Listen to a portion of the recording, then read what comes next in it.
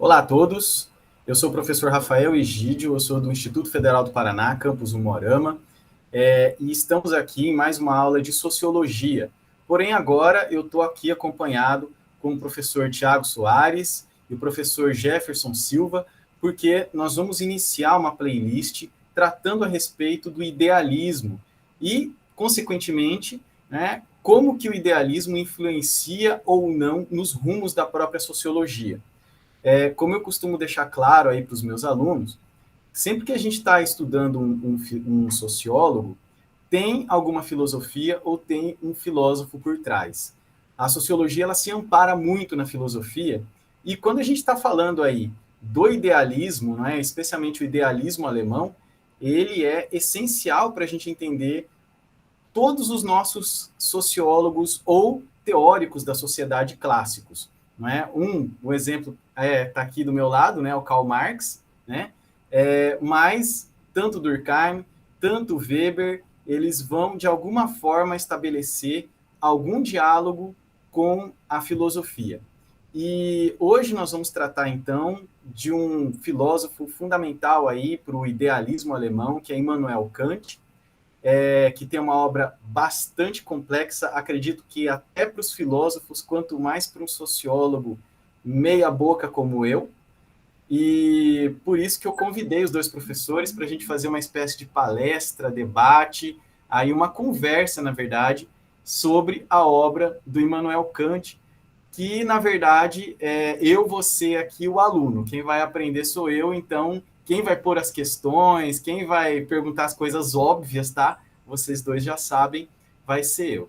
Antes da gente começar aqui, eu vou colocar os slides, tá, pessoal? Se vocês quiserem, por favor, né, façam aí uma breve apresentação pessoal, né, começando aí pelo professor Jefferson e depois o professor Tiago, uma coisa bem breve para o pessoal poder se localizar aí, né, quem são vocês e por aí vai. Enquanto isso, eu vou colocando aqui os slides. Olá, meu nome é Jefferson, sou professor de filosofia, professor horista, então estou em algumas instituições, estou no Instituto Federal, estou na Unipar, no Colégio Sapiens e no Colégio Elite. Trabalho filosofia desde o ano de 2010, tá?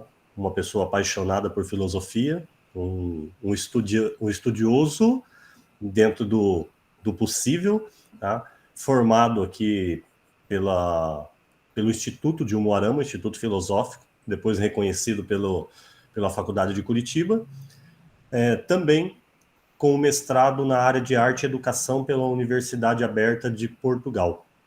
Então, pretendo hoje contribuir um pouco dentro daquilo que foram os questionamentos e vamos conversar sobre o Immanuel Kant, este filósofo que o Rafael já disse, é um filósofo extremamente complexo, tá? Complexo no sentido de ser abrangente. Então, os relacionamentos que ele tem com a filosofia e com as demais áreas são extensas, mas de extrema importância. Professor Tiago. E aí, pessoal, tudo bem? Eu sou o professor Tiago, sou professor do Instituto Federal do Paraná, campus Umuarama, trabalho com filosofia desde o ano de 2007.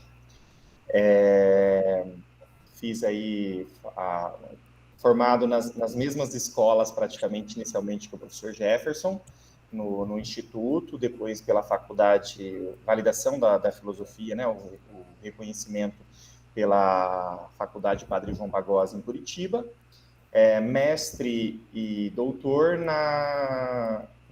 pela UniOeste, aqui do campus Toledo, e minha área de pesquisa, né, minha dedicação maior está dentro do existencialismo francês, em especial com Jean-Paul Sartre, né, e gosto de brincar um pouquinho, dialogar um pouquinho com a parte da literatura, seja ela do próprio Sartre, seja de alguns outros autores brasileiros, que eu particularmente curto mais a forma acessível com que o pensamento, valores, sistemas ideológicos são passados por meio da literatura do que pela filosofia, porque a filosofia tem sempre o preconceito de vir com essa densidade, aquela coisa pesada, né? O Kant é um exemplo de densidade, de coisa pesada, o professor Rafael colocava isso na apresentação dele, e não é, assim, não que não seja, mas não deveria ser. Ela tem que ser uma forma dialógica de compreensão com clareza das coisas, né? A filosofia, ela dialoga com a realidade. Ela sistematiza, ela é extremamente racional, reflexiva, sim, só que é uma reflexão que está enraizada em uma concretude, né? O cérebro não se desloca do nosso crânio e o nosso crânio não se desloca dos nossos pés que estão na terra, né? Então, a gente tem que ter essa clareza aí, às vezes, até enquanto estudioso da filosofia, né? E também enquanto professor, eu vejo que a filosofia tem essa mania de viajar demais. E eu gosto muito do diálogo com a literatura, porque parece-me, a meu ver, que a literatura puxa de volta a filosofia.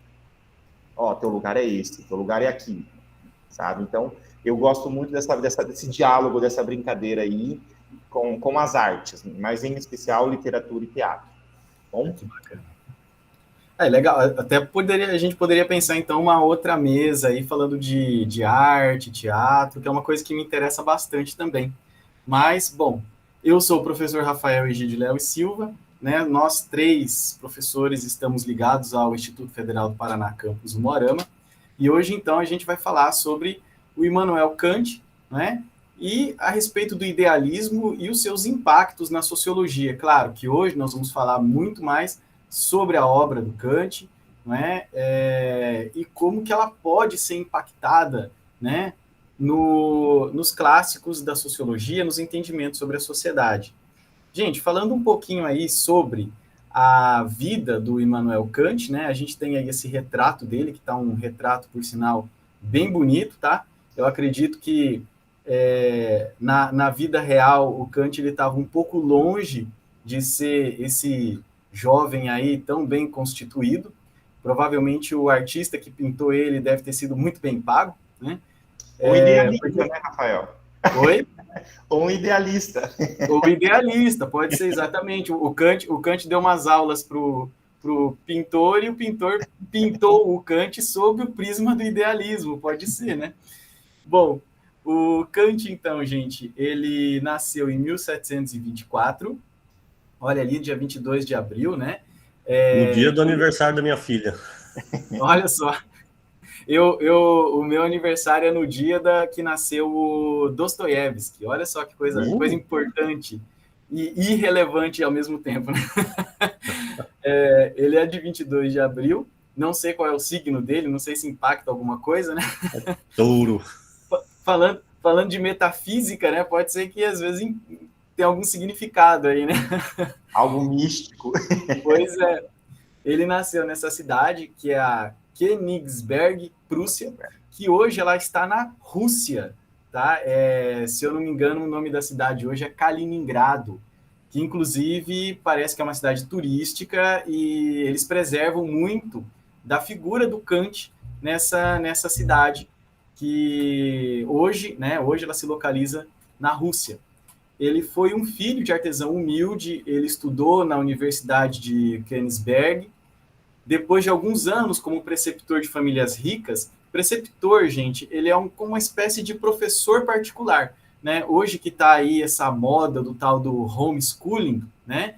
O preceptor é praticamente o homeschooling dos tempos ali do século 18, 19, até antes, 17. Então, eram intelectuais que eram contratados para se tornarem professores particulares das famílias ricas. E, claro, eles eram professores, assim, de tudo. Eles iam ensinar matemática, linguagens, literatura, filosofia, né? Então, essa era a função do Kant. Quando ele entra na Universidade de Königsberg, até chegar no posto de professor catedrático, ou seja, um posto muito importante. Bom, o que se sabe aí, tem aquelas coisas da curiosidade da vida pessoal dele, né, que no fundo não nos interessa, mas que ele foi um cara assim, que não se casou nem teve filhos, né, ele era extremamente metódico, está extremamente metódico, tanto que o que dizem é que o pessoal regulava a hora do relógio pelos hábitos dele, então ele tinha um hábito de fazer um passeio, e sempre que ele virava uma esquina lá, era exatamente, por exemplo, 5:05 da tarde. E o pessoal regulava o relógio da cidade pelo Immanuel Kant, pelos hábitos dele. Parece que esse passeio que ele fazia até hoje tem lá na cidade, lá na Kaliningrado, lá como o passeio do filósofo. O pessoal vai lá e faz o mesmo caminho que o Kant fazia. Então ele era um cara extremamente metódico, e a constituição física dele era também extremamente frágil. Diz que era um cara muito baixinho, muito magrinho, diz que ele era realmente muito frágil mesmo. Por isso que esse desenho parece que está um pouco longe da verdade aí. Bom, com relação às publicações, a primeira que a gente tem aqui é o Tratado sobre a Natureza Humana, que é de um outro autor, que é o irlandês David Hume, que foi uma obra que foi extremamente importante, impactante para a vida do Immanuel Kant, que já a gente vai falar sobre ela. Bom, aí, selecionando aqui algumas obras, né, a gente pode ver que ele foi um cara que escreveu bastante, porque essas daqui são apenas algumas obras. E ele gostava também de títulos longos, né? Aliás, o alemão ele gosta de títulos longos e de capítulos extremamente longos, né? Então, em 1763, ele publicou O Único Argumento Possível para uma Demonstração da Existência de Deus. Em 1770, ele fez uma dissertação lá para a Universidade de Königsberg sobre a forma e os princípios do mundo sensível e do mundo inteligível. E aqui, em 1781, a gente vai ter, vamos dizer assim, a grande virada do Kant. Vamos dizer assim, é quando o Kant se torna esse clássico que impacta a intelectualidade, a filosofia, as humanidades no geral até hoje. E isso começa com a publicação da Crítica da Razão Pura. E ele tinha 57 anos. Era isso que eu ia falar, Jefferson, 57 anos, que é quando ele, vamos dizer assim, ele inicia a carreira, né, como um grande clássico. Então a gente pode ver aí que, né, nunca é tarde para começar a ser um clássico. Meio platônico, né? Exatamente. Meio platônico. Platão fala que é somente após os 50 que se está apto e com a devida prudência e maturidade, né? Sim. É nisso que eu me apoio pelo que eu escrevo, né? Não, Tiago, é uma coisa que eu falo para os nossos alunos, e eles não acreditam, né? Mas eu falo para eles, olha, tem gênios da matemática com 10 anos de idade. Mas para você ser considerado um intelectual muito bom das humanidades, tem que ser pelo menos 50 anos depois da sua morte. Se você tiver feito alguma coisa decente ainda em vida. Exatamente. Não. Se você for ver dos clássicos da sociologia, o Marx não foi lido durante a vida, o Durkheim não foi lido durante a vida, e o Weber também não foi lido durante a vida dele. Enquanto eles estavam vivos, ninguém deu importância. Diz o ditado, né, que o filósofo está sempre além do seu tempo, por isso que, né, eles escreviam para um público que ainda não tinha nascido. Exatamente.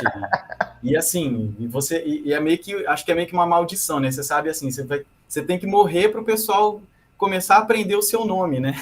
Então, complica. Aí, em 1785, ele vai escrever Os Fundamentos da Metafísica dos Costumes. 88, A Crítica da Razão Prática.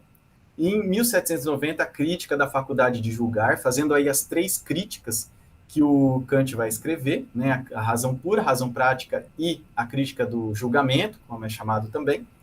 E 1793, A Religião dentro dos limites da simples razão. 1798, O Conflito das Faculdades, entre outras publicações, porque o Kant ele continuou ativo e publicando até a morte dele, que foi lá em 1804.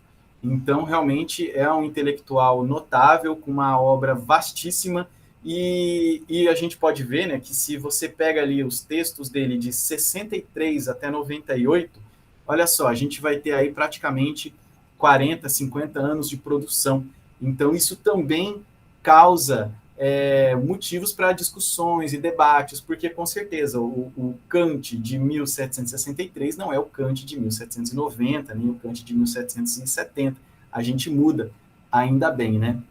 Mas, gente, Eu queria começar, então, colocando aqui para vocês, né, uma questão que a gente sempre aparece, que é a história do tal do sono dogmático.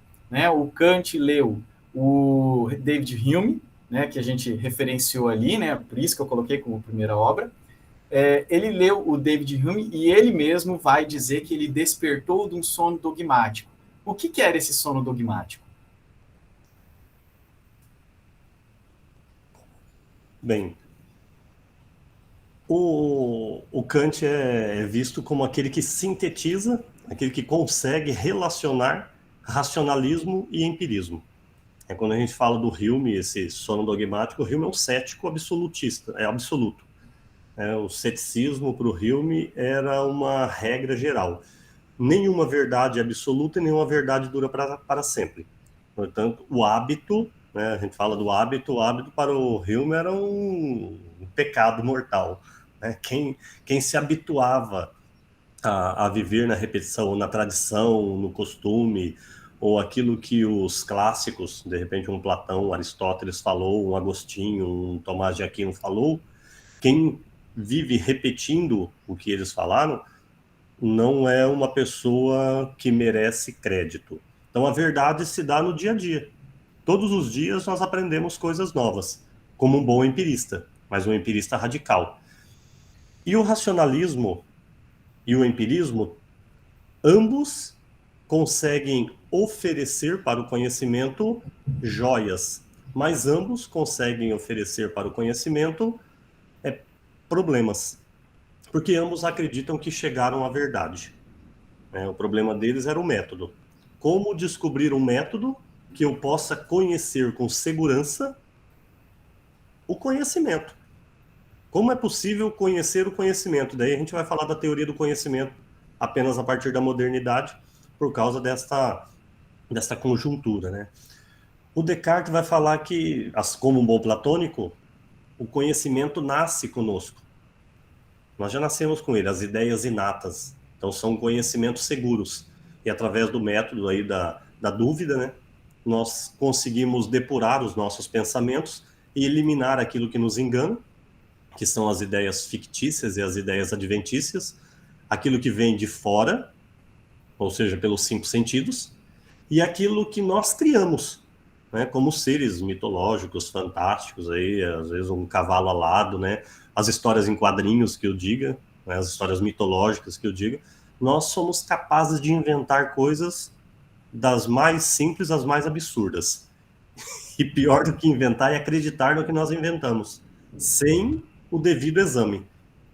Então o Descartes vai falar desse devido exame, mas ele parte das ideias inatas. Então isso para o Kant é um problema, as ideias inatas. Kant vai falar do a priori. Né? Nós temos condições, nós não temos elas formadas, como queria o Descartes. Né? E depois o desenvolvimento. E o empirismo vai falar que, pelo contrário, o racionalismo está totalmente equivocado. Nós somos uma tábula rasa, nascemos em branco, e a partir das experiências que todos os dias realizamos, começamos a formar o conhecimento. Então, o contato com ideias simples geram ideias complexas. E essas ideias vão se formando e, para não ignorar a razão tem o papel de organizar, de gerenciar, de classificar essas ideias que nós vamos tendo como ideia de frio, ideia de calor. A hora que a gente pega uma maçã, a gente tem ideia de cor, tem ideia de sabor, tem ideia de temperatura, tem ideia de textura, tem ideia de tamanho, dimensão. Então, essas ideias vão sendo formadas. O Kant vai falar assim, olha, ambos se preocuparam não com as possibilidades de conhecer, mas ambos já partiram do ponto de que nós somos capazes de conhecer. Isso é um problema. Isso é um problema. O Kant vai tentar colocar, então, a razão como um tribunal. A razão não é assim, pode tudo. A razão tem limites. E esta é a principal crítica e contribuição que o Kant traz. O conhecimento possui limites. Eu vejo isso, sabe, Jefferson, a partir da sua exposição, principalmente essa questão do David Hume, né, a gente vendo ali justamente aquela transformação da modernidade, né? A gente está passando ali de um mundo nobre, da realeza, onde são pessoas que têm realmente uma vida fixa, porque eles nascem nobres e vão morrer nobres e vão lutar por essa condição social. E, por outro lado, a gente tem ali a ascensão do mundo burguês, acontecendo ali no século XVII, no século XVIII. No século XVII, a burguesia é revolucionária na Inglaterra, e no século XVIII é revolucionária na França, né? Não vamos deixar de considerar isso. E quando ele está falando disso, de que você tem que considerar todas as transformações cotidianas, me relaciona muito isso, de que um pensamento que está adequado a um novo mundo da constituição burguesa, da constituição do capitalismo, e que tem essa relação aí até hoje. Mas, assim, Tiago, ali o Jefferson falou uma coisa muito interessante a respeito da verdade. Como é que você vê a verdade nesse contexto aí, né? O Descartes, ele fala ali, no racionalismo, ele traz uma verdade matemática, né? E como é que fica isso para o Kant depois? Como é que a gente vê a verdade, né? Bom, só buscando um pouquinho essa análise histórica, eu sempre gosto de brincar, porque nós estamos aí me parece, né, uma análise que eu faço, e isso cabe muito mais ao historiador do que ao filósofo, mas são as bases de pensamento, construção ideológica sendo construídas da burguesia em ascensão, que vai culminar depois nas duas revoluções, né? Então, aqui nós estamos falando de uma disputa entre França e Inglaterra, uma disputa intelectual, uma disputa de comando, de poderio, de conhecimento. Porque o próprio Bacon depois vai falar, né, que o saber é poder. Então, aquela nação que dominar a técnica, que dominar o método, vai, de alguma forma, comandar. Até dizem, né, que tem o insular, né, o empirismo, ele é insular, são os autores, o Bacon, o Locke, Hobbes, né, eles são empiristas, estão na Inglaterra, e tem os continentais, né, que são os franceses. Que é outra pegada, né? Então, a gente tem essas disputas de campo teórico, ideológico, e depois também a gente vai ter as revoluções, né, de características mais da história, da sociologia, que nós, de alguma forma, da filosofia, estamos entrelaçados, entremeados, mas não é nosso foco diretamente. Mas não podemos, assim, desconsiderar. E eu acho uma sacada muito interessante a gente não deixar de perder de mão, tanto no racionalismo quanto no empirismo, tanto na França quanto na Inglaterra, é a dicotomia, né, a separação entre sujeito e objeto. Porque depois o Kant vai fazer uma mudança muito radical para a gente questionar e pôr em xeque esse aspecto de verdade. Quem teve aula comigo vai enjoar desse exemplo, mas eu não canso de repeti-lo. Bem simples, sujeito e objeto, tá? No racionalismo, esse sujeito indubitável, né, como o Jefferson colocou, os sentidos, a experiência nos enganam, então, todos os meus sentidos nos enganam, Deus pode ser um enganador, eu posso ser maluco, enfim. Tudo que eu posso falar desse objeto, por exemplo, que vocês veem agora, na verdade é uma garrafinha de cor preta, por exemplo, é eu que digo da garrafa. É amarela ou é verde, sei lá que cor que é isso, entende? Mas é o sujeito que determina o objeto. Isso é para o racionalismo, isso é para o empirismo. Quando você determina, você está colocando uma verdade, não é? Isso. Quando você diz, olha, é isso, é o sujeito falando sobre o objeto. Desculpa, é uma relação de poder. Quem manda? Aquele que diz o que é. Entendeu? Aquele que diz o que é. Aquele que diz o que é o detentor da verdade. E os modernos, em especial Descartes no racionalismo, inclusive esse que vos fala tem um artigo escrito aí intitulado, né, O Fetiche da Verdade, que assim, a gente tem a necessidade, inclusive até hoje, de buscar a verdade. Mas qual é a verdade? É um problema que Jesus se calou lá na hora que estava lá no tribunal e tal. E aí, o que é a verdade? Ele se cala, mas ele também, eu sou a verdade, mas quem é você? Então, percebe que a verdade, ela é algo que nos incomoda enquanto humanidade, enquanto ser humano, ao longo de toda a nossa história. E quando o racionalismo, base, né, de um pensamento burguês francês, enquanto o empirismo, base de um pensamento burguês inglês, britânico, né, o que a gente tem? Olha só, com quem está a verdade? Com esse que vos fala. Percebe o caráter de poderio que isso coloca para o sujeito.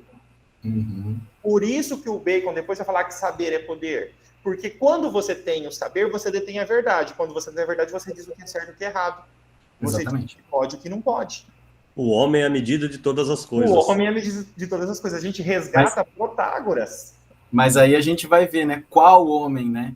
Isso. Daí Qual homem? é o homem que está em posição de poder. Ora, é o pai, é o professor, é o chefe, Isso, é é o a figura patrão. de autoridade. Porque é o professor que diz a verdade, inclusive sobre os seus alunos, é o pai que diz a verdade sobre os seus filhos, é o É o patrão professor que diz diz o que está certo e o que está errado na prova do aluno. É o Exatamente. médico, é o juiz. É o médico, Então, é o juiz. a gente tem essa... Por isso que eu gosto da filosofia no chão. Né? Uhum. É um idealismo? Mas a gente está partindo desse lugar. Sim. Na história, no pensamento, como um todo. E aí, quando você parte desse princípio, né, de perspectivas, de lugar de fala, olha que coisa estranha, né? Parece propaganda do programa da Globo agora, né? Meu lugar de fala. Mas, assim, quando você parte desse princípio, estamos numa questão de disputa mesmo.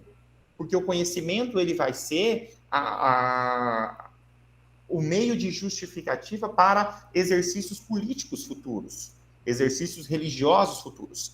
Quando Kant diz, acordou do sono dogmático, uma das pegadas. O Kant, o Jefferson falou da tábula rasa, né? Eu gosto de uma sulfite assim, e a gente vai registrando. O Jefferson falou da ideia simples. Ideia simples, ainda bem que a testa é grande, né? Outra ideia simples, outra ideia simples, outra ideia simples.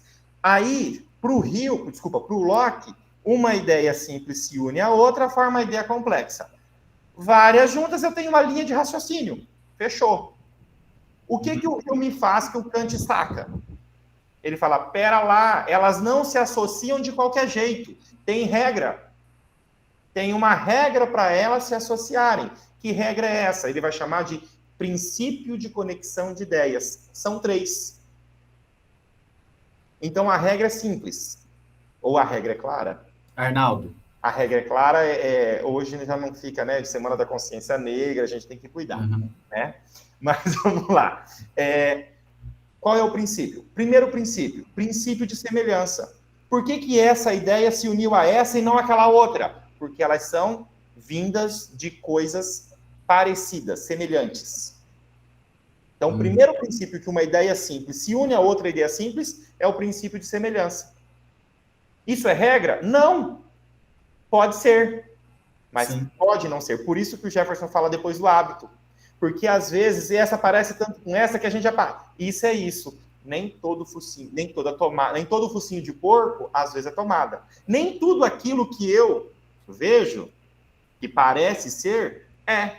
Então, por mais que exista o princípio de conexão, ele pode me equivocar, ele pode me conduzir ao erro. Porém, a gente é habituado.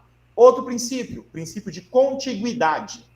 Aconteceu ontem, aconteceu depois, e acolá, e assim. Até... mas, já ouviram aquela frase? Sempre foi assim. Filho Então, de peixe. Filho de peixe. A fruta não cai longe da árvore. Da árvore, pé de jabuticaba não produz abobrinha, e assim por diante, né? Por quê? Porque a gente está acostumado. Mais uma vez, o hábito nos conduziu ao costume. Por qual princípio? O princípio de contiguidade. Sucessão temporal. Aconteceu lá atrás e vem acontecendo. A gente já, teoricamente, já está meio que habituado. Vai acontecer também. Só que isso não tem nenhum critério de racionalidade para o Hume. Isso é um ato de fé da mais frágil possível. É fé, é crença. Sabe, eu estou fundamentado em algo que não tem fundamento. A minha casa não tem alicerce. O vento vai derrubar. E o terceiro princípio é o princípio de causalidade. Racionalmente, do efeito, eu chego à causa? Segundo o Hume, com diversas comprovações, não. E aí eu sempre brinco, né? Olha o nosso sistema de saúde. Chega no posto, está com sintomas. Você vai no postinho tomar o quê? Dipirona. Dipirona. Você chega com dor nas costas, é dipirona. Você chega com virose, é dipirona. Você chega... A própria virose, né? A própria virose, né? Você olha, é virose. É. Agora não, agora é Covid. Agora é Covid. Ele está com diarreia. É uma virose. Que o Covid é uma virose. Então, assim, e aí ele diz, olhando para o efeito, eu chego racionalmente à causa? Se a resposta for sim, é confiável. Se a resposta for não ou talvez, não é confiável o processo de racionalidade tão absurdo assim. Por isso que o Kant diz, opa, então essa verdade, ela é talvez questionável? Aí ele acorda. Ele acorda do negócio chamado dogma da verdade. Né? Por isso que é o acordo, né? O acordar do sono dogmático do Kant a partir do Hume. Então ele tem essa pegada de... aí ele vem, então, diante de tudo isso, não precisa jogar fora. Não, tem validade. O que o Descartes falou, os franceses falou, tem utilidade? Muita. O que os britânicos falaram tem utilidade? Muito. E eu me valho deles. Né? Não estou jogando fora. Mas precisamos fazer uma crítica. Não vamos deixar o bebê ir junto. Isso, vamos só dar um banho. Tirar água suja. Né? Então, assim, é nessa perspectiva, então, que aí o aspecto verdade, nesse momento, para o Kant, é posto uma grande interrogação. Não morreu ainda, tá? Não morreu, mas vai morrer. Mas não morreu ainda. Então, o aspecto verdade, essa verdade indubitável que sou eu, que Descartes falou, era lá. Essa verdade que os, né, da tábula rasa... No caso, Tiago, a verdade do sujeito. Isso, é a verdade do sujeito. Do racionalismo quanto o sujeito do empirismo, que são sujeitos, são sujeitos. São super-homens, né? São de novo, a relação. Qual que é a verdade? Eu que penso, eu sou a verdade, Descartes. Eu que digo que a garrafa é amarela, sou um sujeito empírico, que a partir da minha visão, experiência e tal, eu que disse que ela é amarela.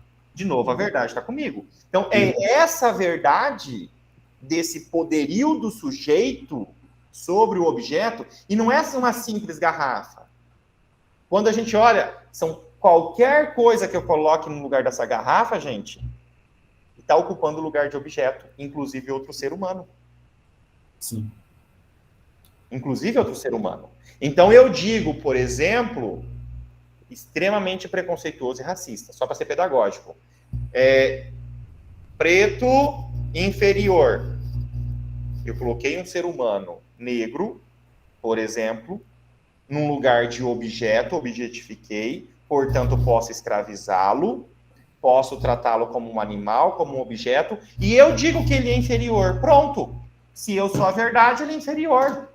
Mas só um detalhe aqui, Tiago. Com relação a esse racismo, não é problema nenhum para o Kant, porque, inclusive, ele era extremamente racista, né? Sim, sim. Ele tem, acho que aquele texto da fundamentação metafísica dos costumes, eu acho que naquele texto, quando ele vai falar dos povos da África, é coisa assim, sim, de arrepiar os cabelos de tamanha ignorância que ele tem com relação... Mas ele está falando de um lugar que, de alguma forma, a teoria dele, por mais... Eu, por exemplo, não concordo com Kant quando vai para o aspecto ética e moral do Kant, eu discordo do Kant, assim, eu sou um crítico que eu não consigo concordar. Porque quando ele trabalha principalmente com o conceito de autonomia, heteronomia, maioridade e minoridade, cara, para mim ele é muito elitista. Tá, mas peraí que a gente chega lá. Então, mas é um exemplo de lugar de fala. O Kant esse... O Kant ele é fruto de uma época, né? Ele não é esse cara bonzinho, não. Sim. Ele porque a gente está pintando um Kant crítico, nossa, o Kant é legal, o Kant... Não, é um cara difícil. A gente sempre tem essa clareza, inclusive com os nossos alunos, né?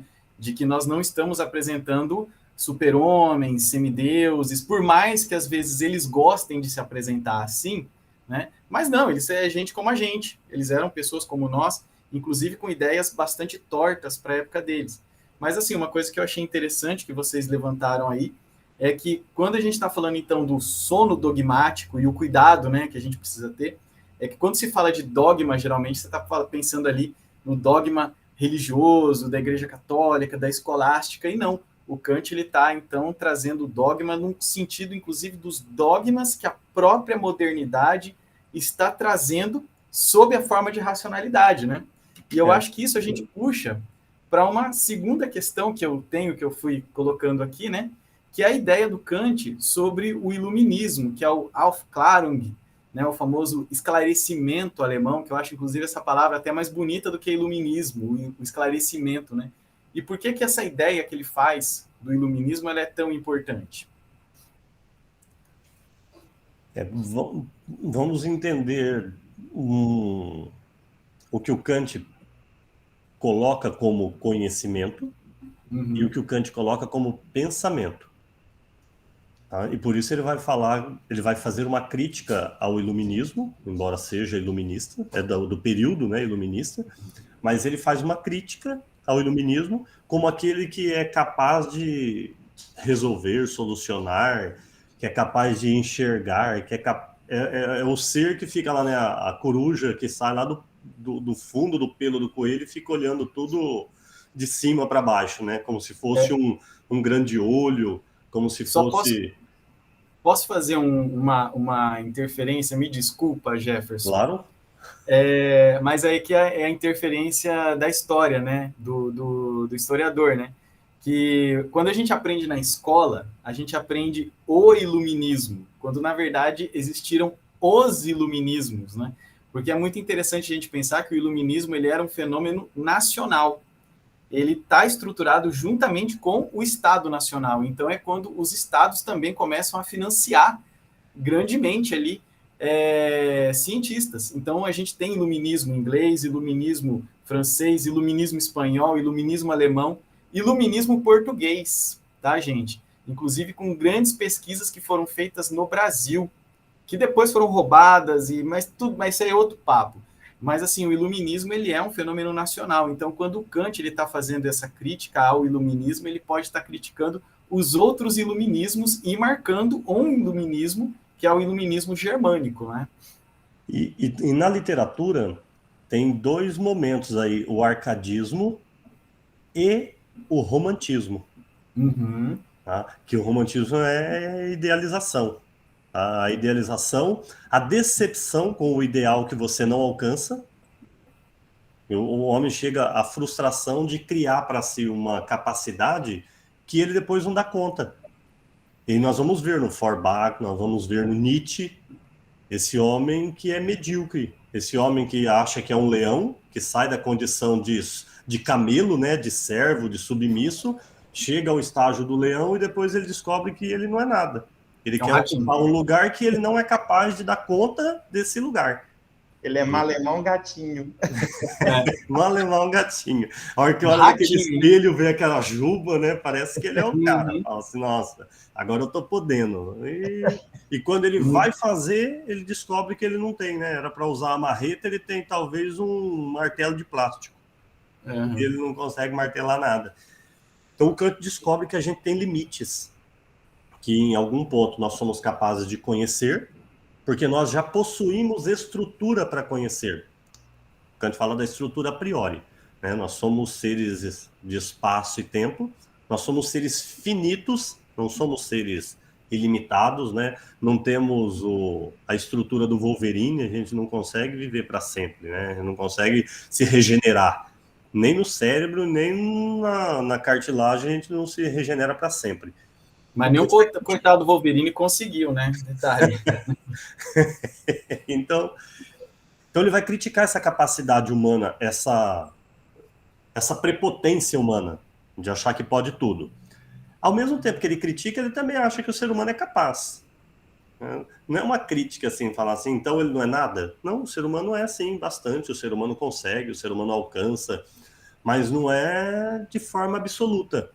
Tá? E por isso ele diferencia, nós somos capazes de conhecer o fenômeno das coisas, aquilo que nos aparece, que isso é importante depois para a fenomenologia, com o Husserl, é importante depois para o existencialismo, é importante depois para correntes futuras que vão criticar o Kant. Ele abre terreno para ser criticado, que a história inteira é assim, né? Os pré-socráticos e os socráticos, e vem os clássicos, e vem os helênicos, e vem os medievais, e vem os modernos, e vem... É uma constante. Né? O Hegel, de alguma forma, tinha razão em falar que a história não é linear, contínua, progressiva, como queria o positivismo, por exemplo. Né? Você é selvagem, se torna bárbaro e chega ao estado de civilização. Mas quem disse, né, Thiago? Quem disse ao sujeito, que o Thiago estava falando agora há pouco bem, quem disse que você é selvagem? Tem um sujeito quem disse que você é o civilizado, né? Quem disse que você é o civilizado, que eu sou? Né? Sim. Inclusive, aquele filme Jornada pela Liberdade mostra os britânicos falando assim, mas se os negros não trabalharem nas docas, não trabalharem nas plantações, quem vai trabalhar? Ó céus! Ó céus! Eu não sei trabalhar, eu não consigo fazer isso. Mas o pessoal que saía do Brasil, né, aquele êxodo famoso, que foram para o Japão, foram para os Estados Unidos, foram para outros países, foram fazer serviços que pessoas de lá não queriam fazer. Sabiam, precisavam, mas não queriam fazer. Então, mais do que... Mas, Jefferson, você vê como que a questão relativa, né? Porque esse é um processo que existe até hoje. Essa migração do brasileiro, agora o destino preferencial tem sido a Europa, né? Mas continua indo para o Japão, continua indo para os Estados Unidos, cada vez mais, inclusive. E é aquela coisa, continua com esse negócio de ir lá para fazer o que eles não sabem e não querem fazer. Mas se a gente olha, por exemplo, os imigrantes que vieram para o Brasil, por exemplo, os haitianos, né, eles vêm para cá para fazer o que nós não sabemos e não queremos fazer. É muito curioso, né? Você vai conversar com um haitiano, às vezes ele fala 3, 4 idiomas, é formado, é engenheiro, é pedagogo, e o cara está ali trabalhando de frentista, de garçom. Né? Então, exatamente, até para nós aqui esse negócio acontece. Né? Sim. Então, aí quando Kant vai fazer que iluminismo é esse? É um iluminismo que classifica, é um iluminismo que segrega, é um iluminismo que exclui as pessoas. Então não é um iluminismo puro. É um iluminismo que parte de um lugar para dizer que nesse lugar você não pode. É como diria o Rousseau, quando diz das desigualdades, quando o cara cria uma propriedade privada e diz aqui você não entra, né, uma multinacional que entra onde ela quer e uma pequena empresa que não consegue entrar onde ela quer. A gente vai fazer a crítica do capitalismo, o artesão que... a gente pensa no artesão, aquele que teve que ceder lugar para o empresário, para o grande, para a fábrica, e hoje o quanto de pessoas que trabalham em casa, que abrem o negócio em casa, como eram as corporações de ofício, né, as pequenas corporações de ofício. Então, para fazer isso, para chegar a esse pensamento, né, o Kant escreve aquelas 3 obras que você já tinha destacado no início: a crítica da razão pura, a crítica da razão prática e a crítica do juízo, né, a crítica do julgamento. Tá? E na crítica da razão pura, ele vai se dedicar ao estudo do racional, ao estudo do que nós podemos conhecer. Ele vai falar do a priori, do a posteriori, da intuição, né, da sensibilidade, do entendimento, das categorias famosas. Depois, quando ele escreve a crítica da razão prática, porque ele percebe que o ser humano não é só conhecimento. O ser humano também é capaz de julgar. E aí a razão, inclusive, tem essa capacidade de julgar. E quando você julga, você se coloca numa posição de destaque. Quem julga sempre está numa posição de destaque. Você sempre diz para o outro, tá certo, não tá certo, você é evoluído, você não é evoluído, você evolui, você não evolui. Né? O Darwin vai fazer essa crítica e perceber que esta evolução não é uma evolução como queria o positivismo, uma evolução estática, dogmática, mecânica. Não, essa evolução ela é do que se adapta melhor. Não é o mais poderoso que se adapta melhor. O mais poderoso também perde. O mais poderoso também sofre. O mais poderoso também contrai doença. O mais poderoso também trai. O mais poderoso também mente. O mais poderoso também se dá mal. Então não é uma questão de classificação. Os seres humanos, todos eles se desenvolvem porque possuem a racionalidade.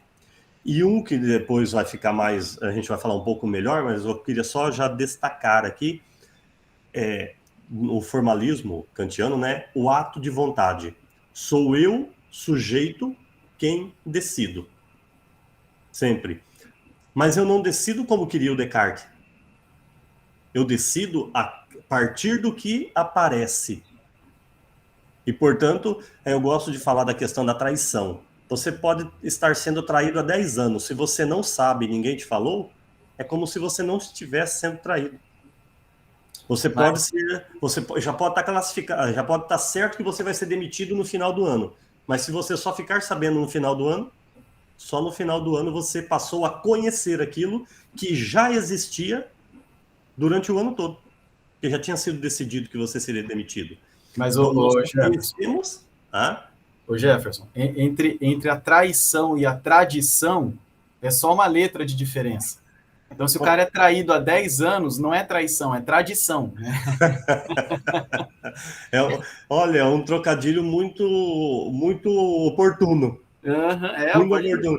Você tradicionalmente se acostumou a ser traído e não questionar a possibilidade do outro estar mentindo. Mas se a gente for pensar em termos sociais, né? Ser corno é só uma traição prática, então. Oi, Thiago. Ser corno é uma questão de razão prática apenas, então. Depois, Thiago, já eu passo a bola para você desenvolver essa ideia.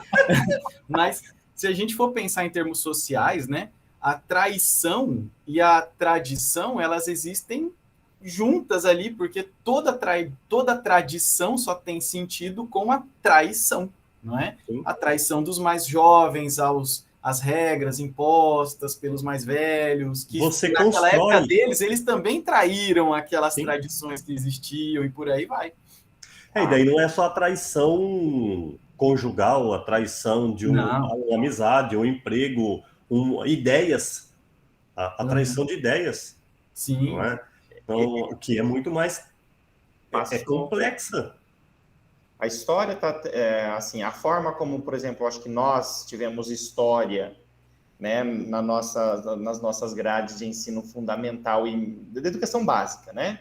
Pela forma como se tem história hoje, por exemplo, há uma mudança muito grande.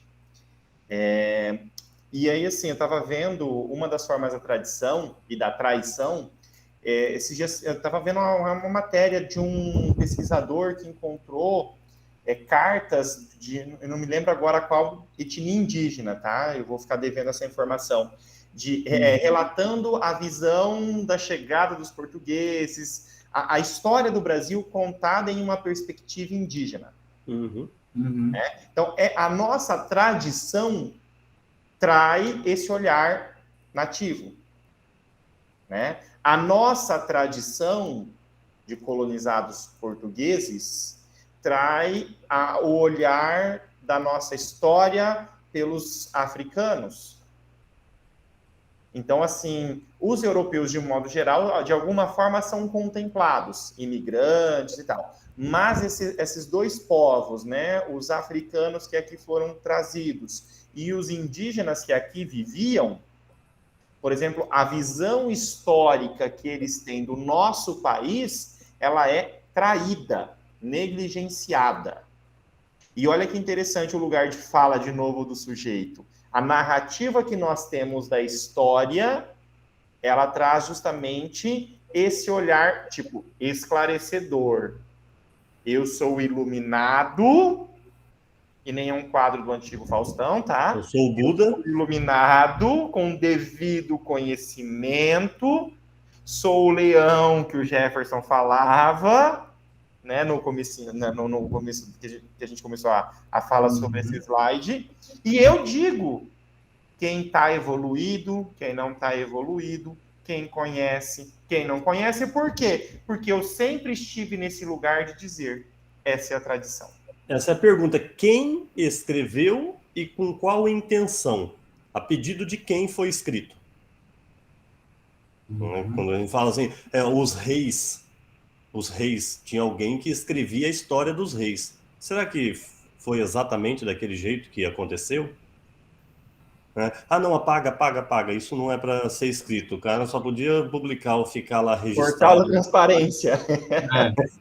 Não, se a gente for ver o pensamento ocidental, ele é realmente o pensamento do corno, né? Que é o traído, que ocasiona a traição, mas que sai contando para todo mundo que é o machão, né?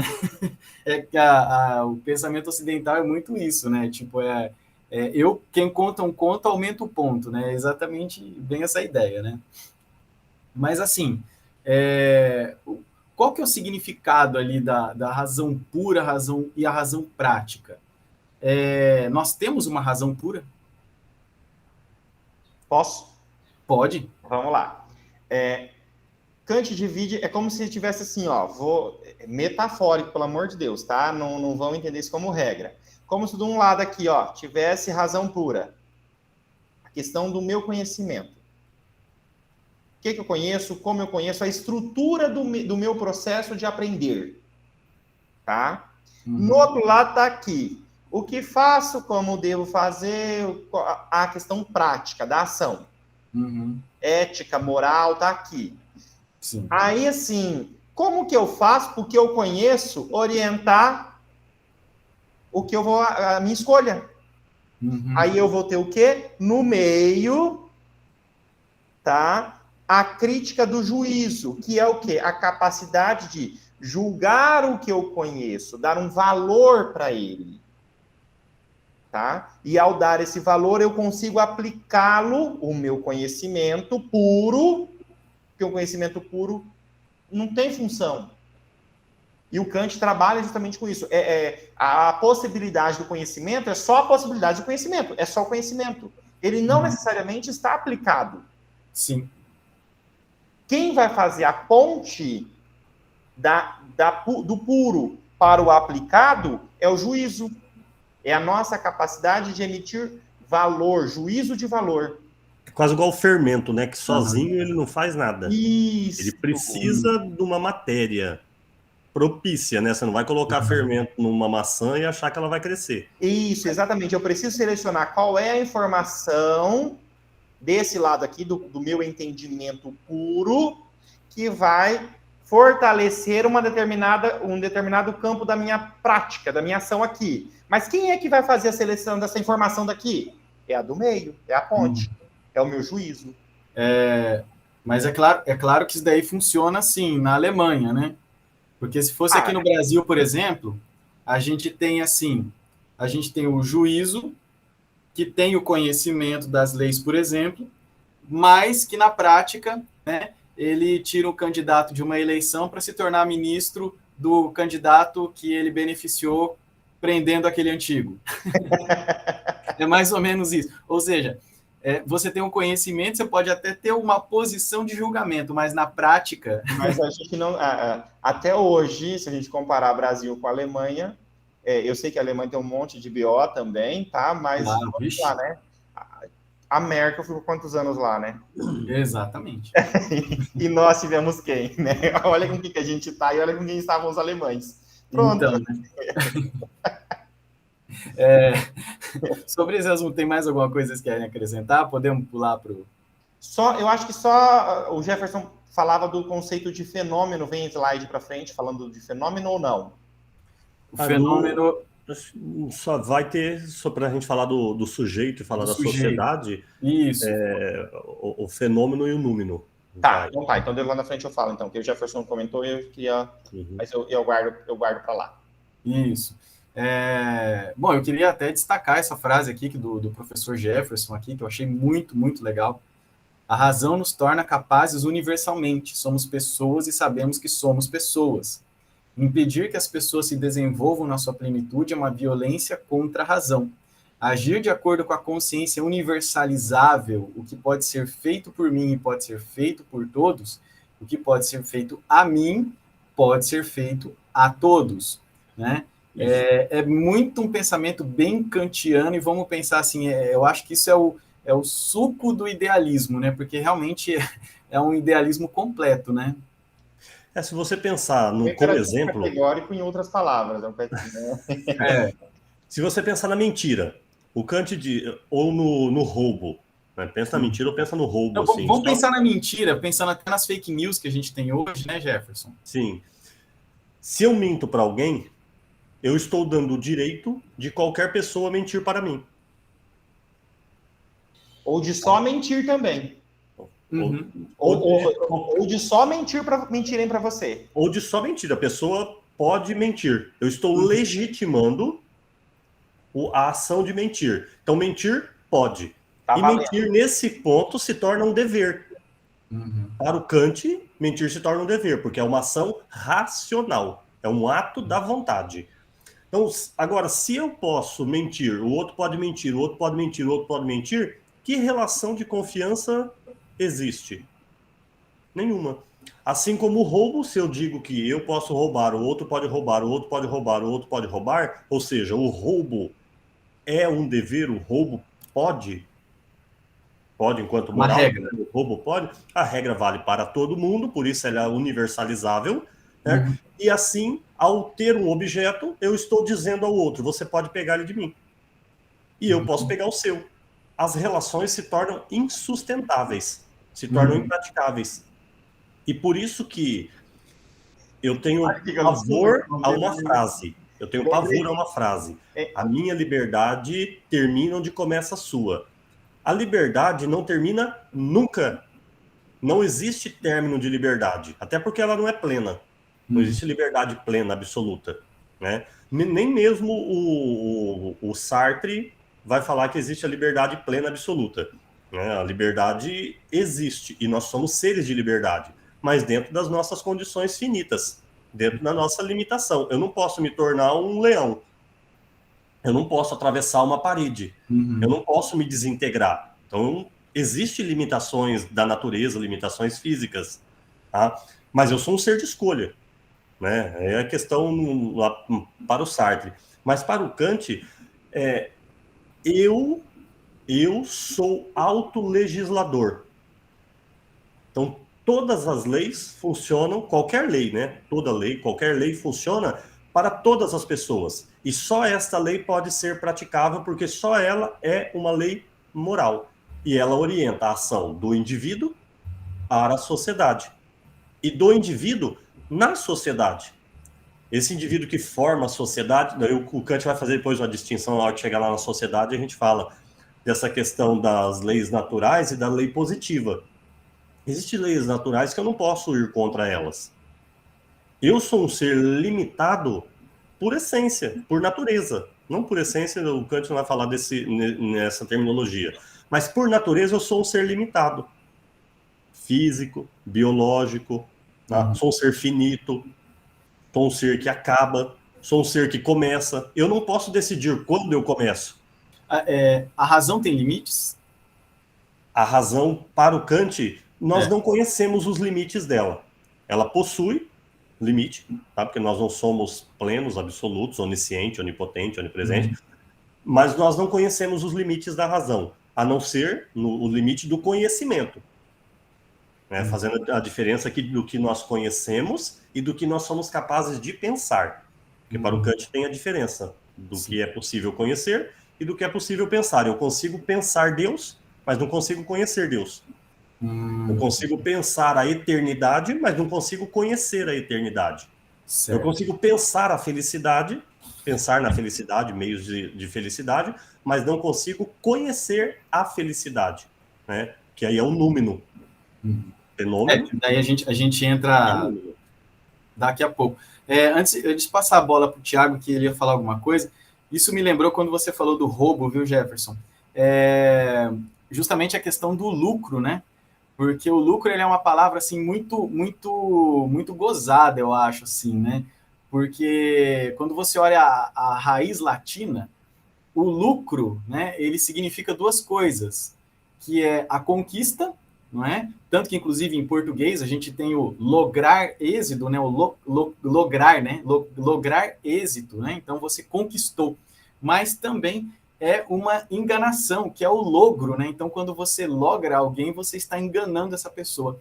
E aí a gente tem, né, colocado um sistema econômico, né, baseado no lucro, onde é muito interessante que você quer a conquista enganando os outros, mas os outros não podem enganar você.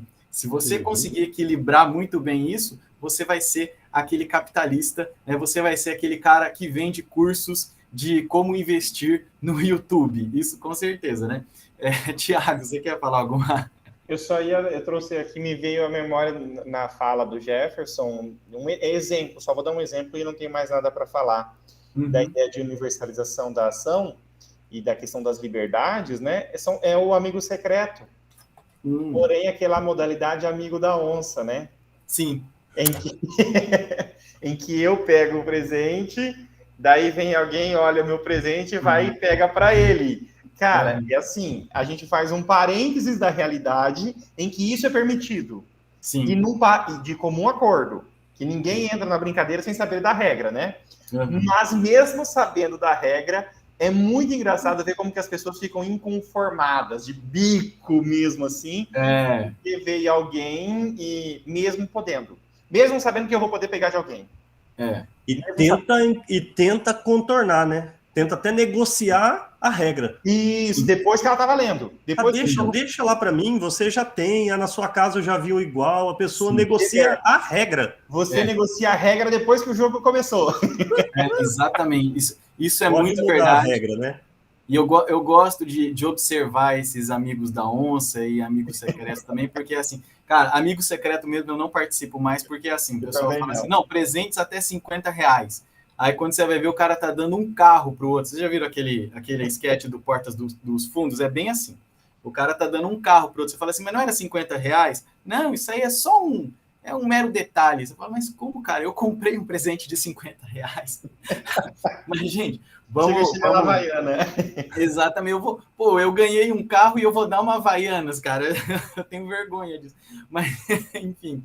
Mas para mim, assim, a frase que você colocou ali, que é um imperativo categórico, ela me remeteu muito a essa brincadeirinha que, de alguma forma, faz a gente parar para pensar e refletir um pouco na construção normativa, né, de normas, de regras, e, ao mesmo tempo, de liberdade, né?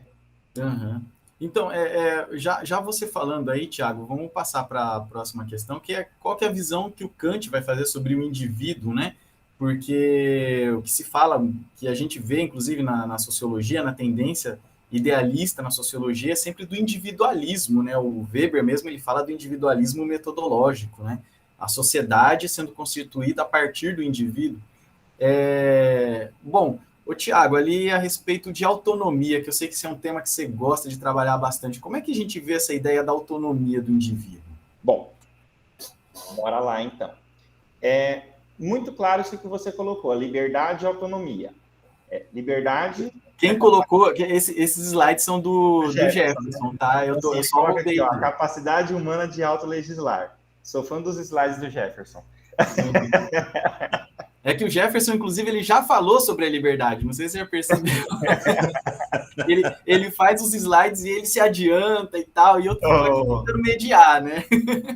O Kant, ele trabalha, se eu não me engano, na obra Resposta à Questão que é Esclarecimento, né? É um livrinho bem curtinho, mas, assim, muito ilustrativo, sintetiza, de alguma forma, o pensamento do Kant. Pesado, é um livro gostoso de ler, fácil de compreensão. Se falando em Kant, é como se fosse um primário, um pré, uma educação infantil, tá? para o Kant, assim, é muito fácil, é gostoso a leitura dele. E ele traz, assim, o primeiro conceito de autonomia, conceito de esclarecimento, depois o conceito de autonomia, e difere na sua autonomia maioridade. É essa sequência. Esclarecimento, autonomia, maioridade. Síntese disso, liberdade. Tá? É essa a lógica. Então, o que é o esclarecimento? O esclarecimento é o que vai possibilitar o homem a sair da sua condição de menoridade, de não esclarecimento, de submissão, de obediência, de aceitar o que o outro fala sem poder reclamar, porque ele não tem um lugar de condição de poder. Quase uma má-fé. Isso. Ele vai aceitar vai sair desse lugar por meio de onde? Por meio do esclarecimento, do aufklärung. Tá? Aí ele vai passar para a condição de esclarecido. Como na condição de esclarecido, ele é capaz de se auto-legislar. A palavra vem do latim, auto, de si mesmo, nomia, normas.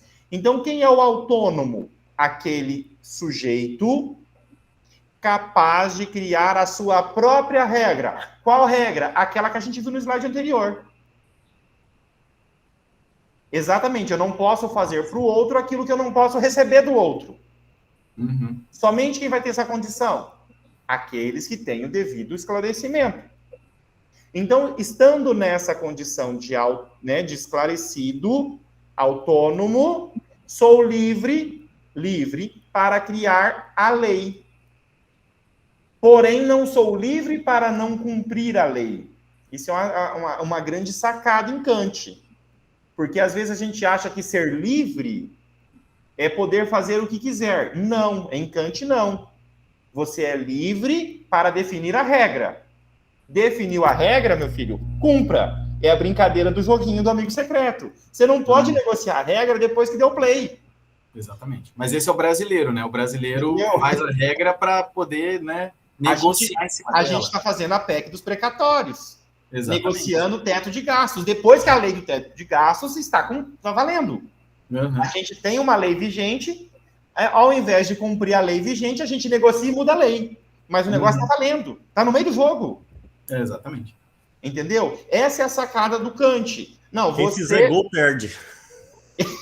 Morte súbita. Depois que você fez o gol. Em 2015, vamos aposentar juízes... Não vamos aposentar juízes do STF. Aí agora, em 2020, precisamos aposentar juízes do STF. Opa, peraí. Em 5 anos você muda a regra desse jeito? Então, assim, essa é uma das perspectivas que o Kant traz. Então, assim, com o esclarecimento, você se torna autônomo, de autônomo, maior, livre. Maioridade aqui não é mais de 21 ou mais de 18. É maioridade cognitiva, acadêmica. Aquelas três críticas. Entendimento, juízo, prático. Tá? As três operando bonitinho, você está nessa condição de poder ser autônomo. Então, assim, aí é bem interessante, por quê? Porque daí, qual é o contraponto? Se você não é autônomo, você é heterônomo. O termo é heteronomia, com H, tá? Hétero, diferente. Quando você não tem essas três faculdades, entendimento, juízo e racionalidade prática, bem desenvolvidas, ou seja, você não é esclarecido, você não tem condição de se autolegislar. Você precisa de alguém falando... Você precisa de um tutor, de um curador, de um responsável. Então, você está numa condição de menoridade, permanece na condição de menoridade, é um heterônomo e vai ser sempre um menor. Nunca vai alçar a condição de maioridade. Como queria o Aristóteles, né? Isso, é mais ou menos a lógica. É o Estado que me diz o que eu devo fazer. E mais ainda, o Kant é mais safado, é onde que eu faço uma crítica, assim, que o Kant é sim, defensor claro de um lugar social, de uma classe social, de um elitismo agora. Por quê? E aí se justifica ainda em um discurso contemporâneo brasileiro do século XXI, né, nessa gestão principalmente, que é negar todos os aspectos sócio-históricos culturais do nosso país, da nossa sociedade, e dizer que você permanece nessa condição de heterônomo menor por preguiça e covardia. É esse o termo que o traidor e tradutor do Kant, na obra O que é Esclarecimento, coloca. Quem permanece na condição de menoridade permanece por preguiça e covardia. Por quê? Porque o processo de emancipação, de autonomia, é um processo doloroso. E individual. Ser autônomo, ser livre, é ser responsável por toda a normativa social. Então, é mais cômodo, segundo Kant, para que as pessoas cumpram as ordens do que estabeleçam as ordens. Só que, de novo, quem está dizendo isso? E será que quem está dizendo isso é quem está nesse lugar de cumpridor de ordens e não de criador de ordens? Então, é essa a sacada do Kant nessa obra, O que é Esclarecimento. Resposta à questão, o que é esclarecimento, né? Sim. Que quem vai desenvolver bem isso depois pode já deixar nesse outro, mas quem vai desenvolver de uma forma até razoável a continuidade do pensamento do Kant, também dentro do formalismo, é o Habermas, para falar da ação comunicativa. Sim. Então, isso, o Habermas ainda já na escola de Frankfurt, né? Inclusive ele está vivo até hoje, se eu não me engano, né? Ele está vivo ainda, nasceu em 1929 e ainda está vivo. Já veio ao Brasil algumas vezes. São dois. Eclipse da Razão, eu não me recordo agora quem que é. Me ajuda aí, o autor. Horkheimer. Eclipse da Razão, Horkheimer. Horkheimer, não é? E eu não sei falar esse nome alemão. Tem a Dialética do Esclarecimento, que é o Adorno. E a Dialética do Esclarecimento. São esses dois, Eclipse da Razão e Dialética do Esclarecimento, trazem, assim, essa mesma pegada do Kant, só que com outro momento histórico. É muito legal, fica aí, né? Se algum de vocês que estão assistindo quiser pensar em um PIBIC Júnior ou um PIBIC, eu estou à disposição de pensar junto ao projeto.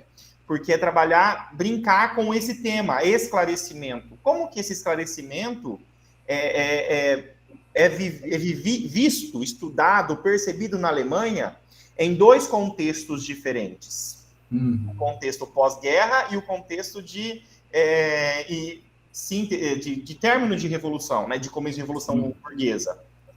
Então, é bem interessante como o esclarecimento é visto e olhar as nuances, porque a gente fala em esclarecimento, a gente tem uma visão pré-kantiana, né, dogmática, como se o esclarecimento fosse um só. Certo. E aqui, então, já dando continuidade também, né? Se a gente está falando ali do indivíduo, então, da autonomia, e aí eu acho que já tem algumas pistas interessantes, né? Porque se tem autonomia, você falou da heteronomia, então aí nós já estamos falando de relações entre indivíduos, né? Como que fica, então, essa sociedade? O que o Kant teria para falar sobre a sociedade? Até porque, assim, professores, eu sempre vi o Kant muito mais como um filósofo que fala do indivíduo, da razão, mas não da sociedade, né?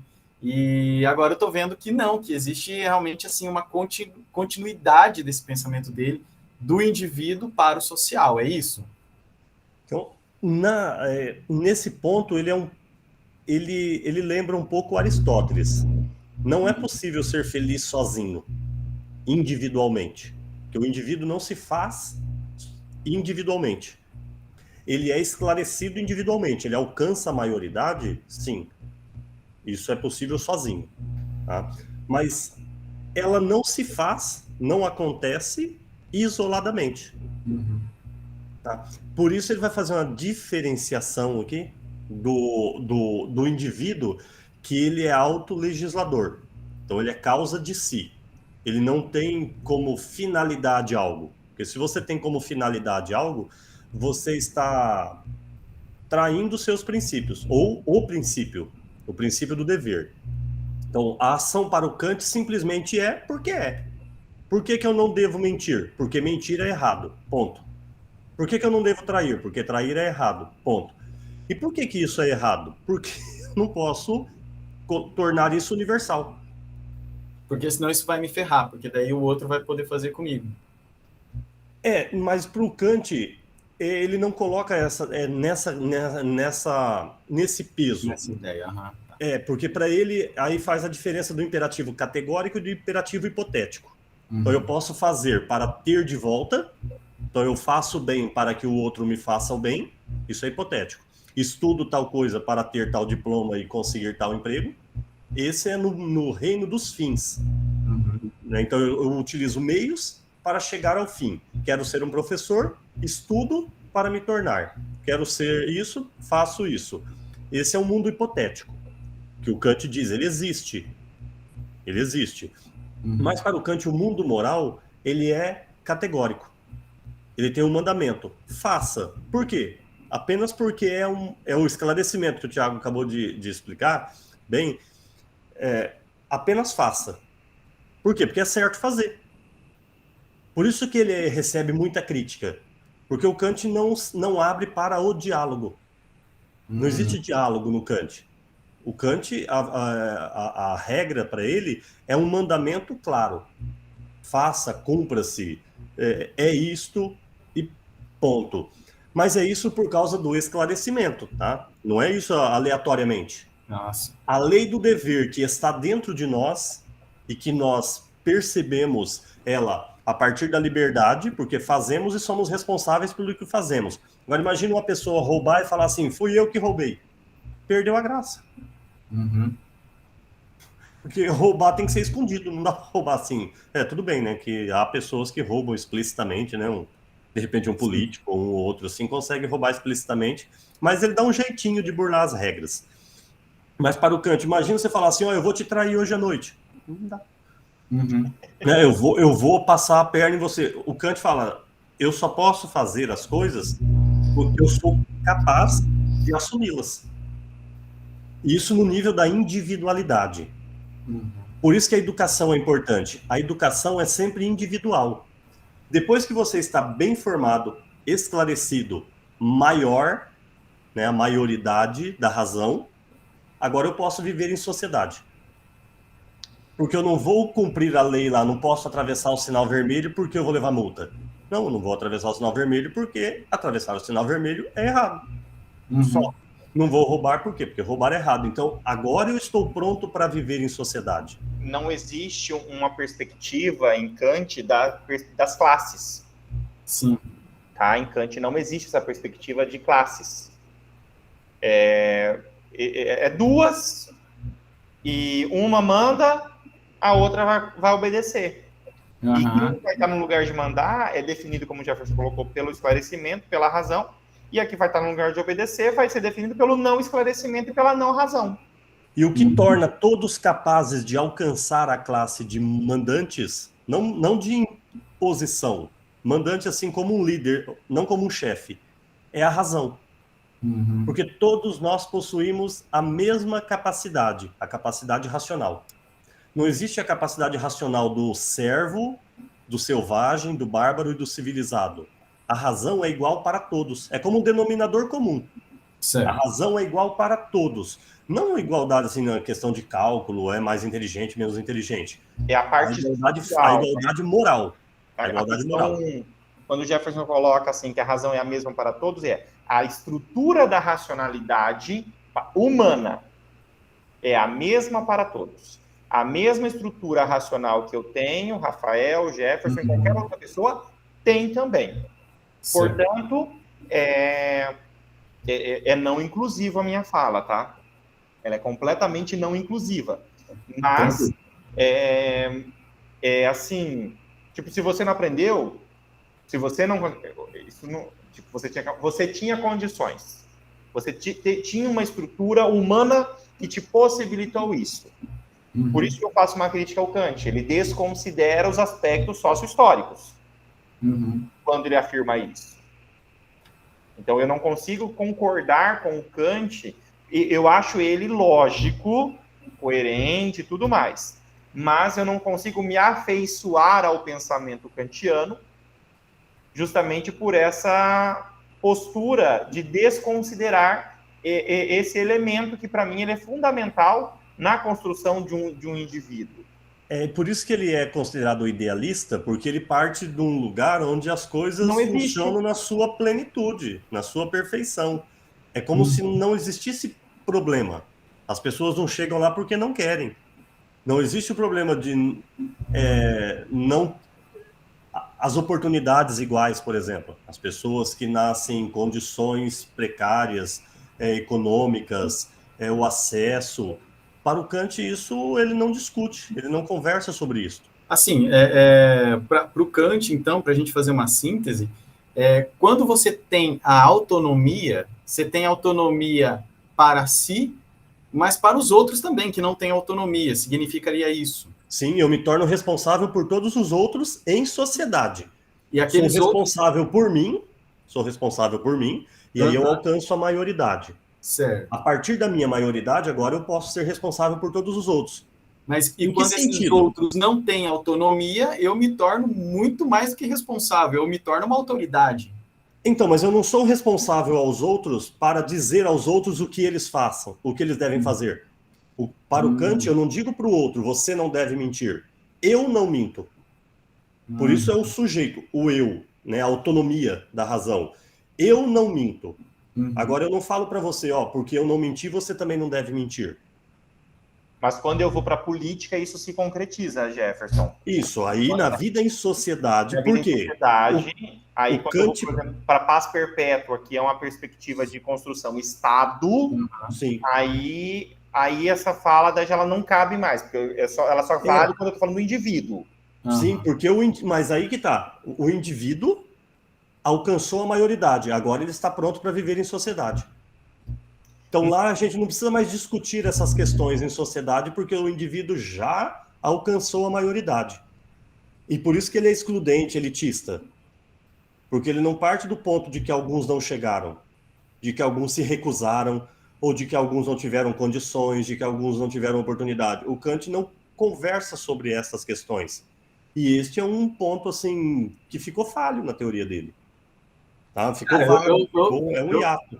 Eu escutando o Jefferson, você falando, eu não consigo deixar de pensar na escola, porque a autonomia é uma palavrinha que está constantemente na fala, nos documentos pedagógicos, né? Sempre está sendo falada essa questão da autonomia. E aí, quando vem essa questão da formação do sujeito, autonomia, menoridade, cara, eu não consigo ter outra imagem na minha cabeça do que a escola, inclusive a escola enquanto uma instituição falha nesse sentido da autonomia. Sim, mas o Kant não deu aula, ele foi catedrático e tudo, mas ele tinha autonomia para ele lecionar o que ele quisesse. Sim. Ele foi é o professor catedrático, né? É o clássico, né? Sim, ele tinha essa legitimidade, esse reconhecimento. Foi, inclusive, grande influenciador do Hegel, e o Hegel rompe com ele, e o Hegel percebe os problemas históricos, inclusive, os problemas sociais que o Kant não percebeu. Por isso que o Hegel vai falar da dialética. O Kant não considera a dialética. O Kant do Parmênides, por exemplo, aquela estrutura fixa. Então, não ter conversado sobre isso abre margem, por exemplo, para os filósofos da escola de Frankfurt, né, filósofos sociólogos da escola de Frankfurt, questionar o Kant. Porque o Kant acaba criticando, mas instrumentalizando a razão. Ele torna a razão um instrumento. Um instrumento instrumentalizador. Sim. E aí, esse elitismo do Kant é um problema. É um problema onde? Na sociedade. Que ele vai falar aí de uma forma bem falha. Né? Inclusive, isso é uma das críticas que a gente pode fazer ao Kant, a sociedade como um lugar perfeito. Mas é quase igual a utopia do Thomas Moros. Tá? Aquele lugar perfeito lá não existe. Sim. Mas seria como uma construção ideal, o sujeito que alcançou o último degrau da escada. Uhum. Mas esse Aqui, sujeito não alcança o último degrau da escada. na, Todos, né? na sua última frase aqui você coloca, né, que ele defende uma democracia participativa ou uma república, seria a república do Platão? Porque, assim, tanto na república platônica quanto na utopia, o que menos existe é democracia participativa, né? Então, porque é o conceito de democracia que está mudando, por causa da Revolução Francesa, né? Ele está mudando esse conceito. Lá, quem que participa da democracia na Grécia? Quem que participa da democracia em Roma? Quem que participa da república, né, em Roma? Inclusive, tem as diferenças lá, a plebe consegue Isso. que tem voto igual, né, o mesmo peso, só que ela é votando contra 2. Era o tribuno, Né? Então ela continua perdendo, ela continua em desvantagem. Mas pelo menos vocês estão participando. Então isso não é uma participação efetiva. Não é essa participação que o Kant gostaria. Pensa assim, o Kant acha que todo mundo seria mais ou menos igual ele. Imagina. Aí é que a humanidade acabava, né? Se ele nem casou, nem teve filho, aí realmente... Então, você falou do fato, o único dia que eles não viram o Kant atravessando a rua foi no dia da Revolução Francesa. Foi, né? Foi no dia da Revolução Francesa, em 14 de julho de 1789, porque ele ficou sabendo que teria uma revolução, então ele não saiu de casa. Então, olha como que ele é para a revolução. Aí o povo da cidade, inclusive, falou, né? Cara, foi uma coisa muito importante, porque se o Kant não saiu para dar o passeio dele, é porque o negócio... Caíram as torres gêmeas, né? Então, isso é um problema. Essa vida em sociedade para o Kant... ele parte do ponto de que ele é o denominador comum e todos são iguais. Então, isso realmente não existe. Por isso que essa fala aí não se aplica à sociedade prática.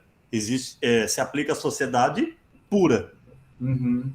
Certo. A sociedade pura se aplica. Então, essa parte que eu fico possesso com o Kant, tá? Porque para quem propôs, ele não conseguiu sair do elitismo, do próprio umbigo dele. Sim. Não, eu até falei, né, referenciei o texto lá que ele mostra o racismo dele, que é de uma coisa assim, impensável, uma coisa abjeta mesmo, assim. Mas para a gente ir caminhando aí para os nossos finalmente, aí, inclusive até por conta do horário, né, o Kant ele foi fortemente retomado no final do século XIX para marcar justamente o antipositivismo na Alemanha. Então, assim, que pontos que a gente poderia considerar que a teoria dele vai se diferenciar do positivismo? Tiago, você quer puxar aí o assunto? Vamos lá. Voltando àquela ideia da divisão entre sujeito e objeto. O Jefferson falou em alguns momentos do conceito de fenômeno. Tá? Então, o positivismo vai partir desse conceito de fenômeno. E o Kant, depois, porque levou algumas porradas, ele trabalha com 2 conceitos de fenômeno. Com dois conceitos. O conceito de fenômeno e o conceito de númeno. Tá? Então, olha só. Vamos pensar comigo aqui na dicotomia sujeito e objeto. Lembra que eu falei que lá no racionalismo e no empirismo, o sujeito determinava a verdade do objeto. Lembra também daquelas capacidades da razão humana que todo mundo tem? Essa todo mundo tem e tem 2. Sensibilidade e entendimento. Vou falar aqui na sensibilidade, que são as formas como eu consigo aprender esse objeto. Espaço-tempo. Então, espaço-tempo. Onde e quando? Bem simples. Todo lugar, toda vez que o sujeito está vendo o objeto, ele vê em um espaço, em um tempo. E é engraçado porque o Kant, na sua teoria da razão pura, ele enxerga isso. Ele considera espaço e tempo. Porém, quando ele vai para a questão da autonomia e da heteronomia, eu acho ele, desculpa um termo, mas esse eu vou usar, que eu estou com vontade de usar. Um cara filho da puta. Por quê? Porque na teoria, ele considera. Quando ele vai explicar na prática, ele desconsidera. Porque se eu dependo de 2 categorias, espaço e tempo, para compreender o objeto, por que para compreender o próprio sujeito, que pode ser um objeto de estudo, de análise, ele não considera o espaço e o tempo? Uhum. Né? Eu fico muito puto da cara com ele com isso, assim, sabe? Então, assim, para aprender esse objeto, eu tenho que estar aqui agora com vocês, vendo. Isso é fundamental. Aqui agora eu enxergo um perfil, um ponto de vista, um ângulo do objeto, que o Kant vai chamar de habichatum. Então, é um campo de aparecimento para mim, sujeito. Eu não sei a verdade do objeto. Eu emito um juízo a partir do meu ponto, espaço de vista. Agora, nesse tempo. Certo? A parte de cá do objeto, ao outro lado da garrafinha, eu não vejo. Não posso falar do que eu não sei, do que eu não estou vendo. Tiago, deixa eu só colocar como exemplo, para você continuar, com Tá. Paulo Apóstolo. Antes da conversão e depois da conversão. Eu vi uma pessoa que perseguia e matava, eu vi uma pessoa que pregava e que acolhia e que fazia outra coisa. Então, se eu vejo o Paulo antes, se eu vejo o Paulo depois. Entende? Então, eu tenho que considerar esse tempo e esse espaço na hora que eu estou compreendendo. Esse mesmo objeto, visto daqui um tempo, ou visto em outro lugar, talvez eu enxergue diferente. Por isso que eu falava da morte da verdade. O Oscar Schindler, antes e depois. Também. Uhum. E estão entendendo? Então, olha só, não tem mais uma verdade do sujeito sobre o objeto. Existe um ponto de vista no qual o objeto se revela para mim. Então, não é eu que digo a verdade do objeto, mas o objeto que se mostra para mim. Por isso que é o fim da verdade. Eu não determino mais, é o objeto que me determina. Eu não determino o objeto me determina. E eu vou perceber esse objeto de que jeito? Sempre limitado no meu espaço e no meu tempo. Sempre. O que está aqui atrás fica para a faculdade. Aí, como que eu faço isso? Faculdade do entendimento. Eu precisei da sensibilidade, mas eu vou usar a parte pura do entendimento para conhecer isso. A parte de cá, eu não consigo ver, mas eu imagino. Faculdade do juízo. Eu imagino que tem um lado. Essa parte que eu imagino, o Kant vai chamar de noumenon, ou coisa em si. Eu posso ir para o lado de lá, ou posso virar a garrafinha. Virei a garrafinha, tá. Vi o outro lado? Vi. Mas aqui ficou de novo obscuro para mim. Eu nunca vou conhecer o objeto do jeito que queria o Bacon, os empiristas. Sim. Na sua totalidade. Porque... isso é um dogma do positivismo. O positivismo você conhece na totalidade. Né? Por quê? Porque para o positivismo, a realidade se restringe ao fenômeno. O positivismo não considera o númeno, o objeto em si. A metafísica. Que é a metafísica, que o Kant põe em xeque, mas retoma. Sim. Ele postula que é aquilo que o Jefferson falava. Pensamento. O que eu posso conhecer é o fenômeno. O número eu penso. Deus, alma, mundo, eternidade. Não conheço, mas penso. Para o positivismo, disso eu não falo. Por quê? Porque isso não está posto como um dado de realidade para mim. O que está posto como um dado de realidade? O fenômeno, o aparecimento. Sempre nisso aqui. Com uma diferença, né? No positivismo, Rafael depois me corrige aqui, daí é você que é o manja mais nessa área, Jefferson também. No positivismo, eu estabeleço a veracidade do objeto. Eu continuo determinando. Então, me parece que há uma crítica, há uma influência, mas, ao mesmo tempo, há uma certa crítica do positivismo ao Kant e uma espécie de resgate de alguns ideais lá dos empiristas, de determinação do objeto. O positivismo me traz essa sensação. Mas eu estou falando de sensação aqui, não estou falando com propriedade de fala. Tá? De que deixa eu abandonar meu recurso didático. Então, assim, é nessa perspectiva, então, que o Kant vai influenciar diretamente o positivismo enquanto uma realidade dada que pode ser explicada a nível cognitivo e descrita apenas. E se eu não me salva muito, me falha muito a memória, sem a necessidade qualquer de interpretação, de transformação de realidade, nada disso. É o que o primeiro Wittgenstein, lembra do primeiro Wittgenstein, do que não se pode falar deve se calar? Exatamente. Das investigações lógicas, o tractato lógico. Né? Fica quieto. Não sei falar de Deus, cala a boca. Né? É um problema de linguagem, se você deixar de falar, deixa de existir. Bom, vai. Que são os neopositivistas e a filosofia analítica. Sim. Né? Que vão surgir aí após o Kant e vão pegar essa linha da lógica. Porque o Kant deixa esse espaço aí, deixa essa possibilidade de fazer a interpretação lógica das coisas.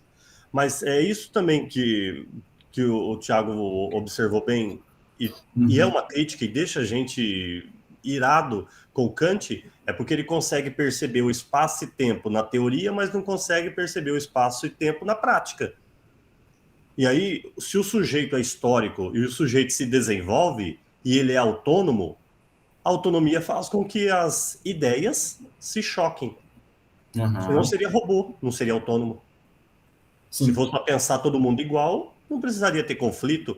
E o Hegel vai trazer a dialética, vai resgatar lá do Heráclito muito bem, para fazer essa crítica e dizer, não, eu sou um sujeito histórico, mas a história não é linear, não é contínua obrigatoriamente. Não significa que depois desse, o que vem depois desse é o melhor. O que vem depois desse é mais perfeito. O que vem depois desse é superior. É só diferente, né? É só diferente. É só diferente. E aí depois os filósofos da diferença, como Deleuze, né, com o Guattari, a desconstrução, tanto com o Foucault quanto o Derrida, eles vão fazer e pau, né? Os filósofos existencialistas que vão falar da importância do sujeito, e uma das coisas que eu gosto nos existencialistas é a questão da dignidade. O Kant faz esta menção. Nós não somos seres que possuímos valor de cálculo, valor material. Nós somos seres com dignidade. Então, essa dignidade faz com que nós, por natureza, tenhamos um lugar. Nós temos um lugar. E depois vai dar margem para o filósofo da diferença falar esse lugar de fala que as pessoas possuem. É diferente um negro com origem escrava falando sobre a história da escravidão e de um branco que foi orientado pela teoria do branqueamento de raça falando sobre a escravidão. É diferente uma pessoa que é dona de um cais, dona de um porto, falando sobre quem chega ali, os navios que atracam, as relações comerciais que acontecem ali, e uma pessoa que não pertence àquele horizonte falando sobre. Né? Esse lugar de fala é muito importante, ele precisa ser resgatado. Então eu deixei esses questionamentos aqui, por último, para falar do que o Kant se distancia, mas ele se distancia apenas como teórico. Tá? Então é bom deixar essa distinção aí, o Kant teórico e o Kant prático. Parece o Fernando Pessoa, ele cria um heterônimo. Tá? Ele acha que ele vive 2 vidas, 3 vidas, 4 vidas, 5 vidas, ele acha que ele tem. Né? Seria justo apenas o que é proposto pelo Estado? Então, o Estado tem autonomia para dizer o que, quando, quem, como divide os bens, como divide a riqueza, que tipo de trabalho, salário, o Estado por si só. Mas quem é o Estado? É uma pessoa? É uma entidade? Ela muda? Ela sofre alterações? O Estado progride? O Estado regride? Quem é o Estado? Como ele é formado? Como que essas regras estatais são criadas? Elas podem ser alteradas? Porque daí a questão do Durkheim, o mecânico, a solidariedade mecânica e orgânica. Isso. Ele é estático ou ele é dinâmico? O estático e o dinâmico é o Augusto Comte. Estático é a ordem, dinâmico é o progresso. É o progresso. Então, a nossa bandeira que não é nossa, né? Que é uma bandeira, a nossa bandeira que não é nossa. É uma coisa de louco. É uma antinomia. É uma antinomia, gente. Falar da bandeira do Brasil é um negócio, é só não conhecer a história. Quem não conhece a história fala da bandeira do Brasil, né? Quem conhece a história fala que é uma bandeira no Brasil, não do Brasil. A linearidade, continuidade ou as rupturas, os confrontos e conflitos surgem de forma aleatória e espontânea? Porque, e aqui um parênteses para o Rousseau, a questão das relações de poder, que vão ser depois faladas, né? E para o Deleuze também, o molar e o molecular. Quando que eu vou fazer citar assim como exemplo, a infiltração na sua casa. Quando que você descobre que a infiltração existe? Quando ela já causou um estrago. Então, as relações de poder são como a infiltração, são relações moleculares que a gente não percebe. Né? Então, eu não preciso ser o dono ou estar com um título ou um cargo. Basta que eu tenha capacidade de influenciar quem decide. Então, se eu consigo ser amigo, eu não preciso ser amigo do dono do... Eu não preciso ter o título do clube. Eu posso ser amigo do dono do clube e estar lá. Eu não preciso comprar o ingresso para a festa. Eu posso ser amigo do dono da festa e ser legal e ser diferenciado e estar lá. Eu não preciso comprar o ingresso pro show tal, pro jogo tal, seja lá o que for. E por isso nós estamos na era da informação. Quem detém informação direciona o poder. Né? Não esse poder estático, poder dinâmico, poder relacional. Então, o Kant, eu acho ele interessante, e olha quanto que ele faz a gente questionar.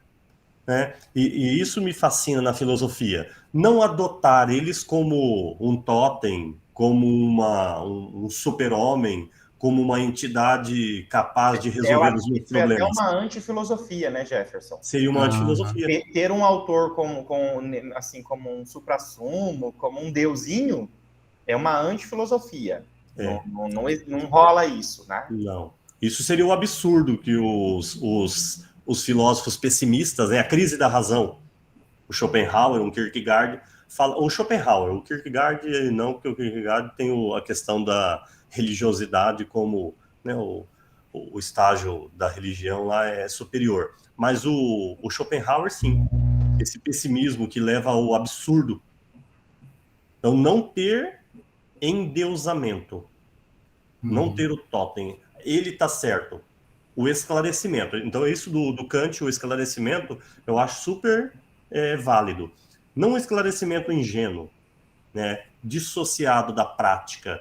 É um esclarecimento, teoria e prática. O Kant deixou a prática falha, então resgata. Que bom que a gente é capaz de perceber os pontos falhos e os pontos fortes. Ser capaz de dar conta dessa percepção nos faz crescer sem a ingenuidade do sono dogmático. Achar que chegou no estágio em que eu possuo a razão, que a gente pode ocupar, né? Como diria a Revolução Francesa, eu posso deixar de ser burguês oprimido para ser burguês opressor. O burguês só mudou de lado, mas continua com o título de burguês. Então, eu sou um ser histórico, em construção, dinâmico, não progressivo, não preciso progredir, né? Não preciso me tornar o máximo. Então, as relações são importantes. Eu acho que essa crítica aí que os filósofos seguintes, os existencialistas, os fenomenólogos, né, a desconstrução, alguns do estruturalismo são importantes para pensar a filosofia da diferença. É importante para a gente pensar o esclarecimento sob um ponto de vista mais abrangente, talvez horizontal. Ver o horizonte, não vertical, horizontal. Ver o horizonte vertical nos leva ao dogmatismo. Ver o horizonte no plano assim, onde eu não enxergo o fim, né? Ver a Terra efetivamente redonda, né? É mais útil que vê-la plana. Gente, o que eu tinha de questões eram essas. E assim, realmente esse papo dos humanistas, né? Porque aqui somos 3 humanistas. Eu acho que coloca muito mais questões. A cabeça realmente ela não para, né? Ela continua circulando as ideias aí. Vocês gostariam de fazer algum fechamento, alguma coisa brevemente para a gente poder encerrar essa nossa meet? Da minha parte, acho que falamos bastante já, poderíamos abordar outras questões, né? Outros, aí, de repente, caso concreto, né? Estudarmos casos, aplicações, mas sobre o Kant, acho que tá bom, né? Já tem 1 hora e tanto que nós estamos falando, senão fica muito extenso e depois fica difícil até de pensar algumas coisas. Mas eu acho que foi produtivo esse momento aqui. E quem sabe a gente terá a oportunidade de outros tantos. Com certeza. Eu não tenho mais a acrescentar. Gostei da brincadeira. Né? É legal, né? É legal. Curti. Eu fiquei imaginando um negócio desse presencial lá, com a molecada junto fazendo perguntas, sabe? Assim, fiquei assim, não vou mentir que eu idealizei outros momentos. Olha a avaliação do 4º bimestre. Com certeza, olha só. A gente está voltando aí dia 6 de dezembro, né? Vamos ver como vai ser. Sim. Mas eu gostaria de agradecer o Rafael pelo convite e o Jefferson pela troca, né? A gente faz bem isso, eu gostei. Então, espero que outras ideias, outras oportunidades surjam aí e a parceria continue. Com certeza, eu só tenho a agradecer vocês dois aí pela parceria aí, pelo auxílio. Lembrando aí para os alunos que estão nos assistindo nesse momento que nós estamos fazendo aqui uma atividade de sociologia, filosofia, mas que, né, o Tiago e o Jefferson vão desenvolver esses assuntos nas aulas, eu vou desenvolver outros assuntos nas aulas, aqui é um espaço diferenciado.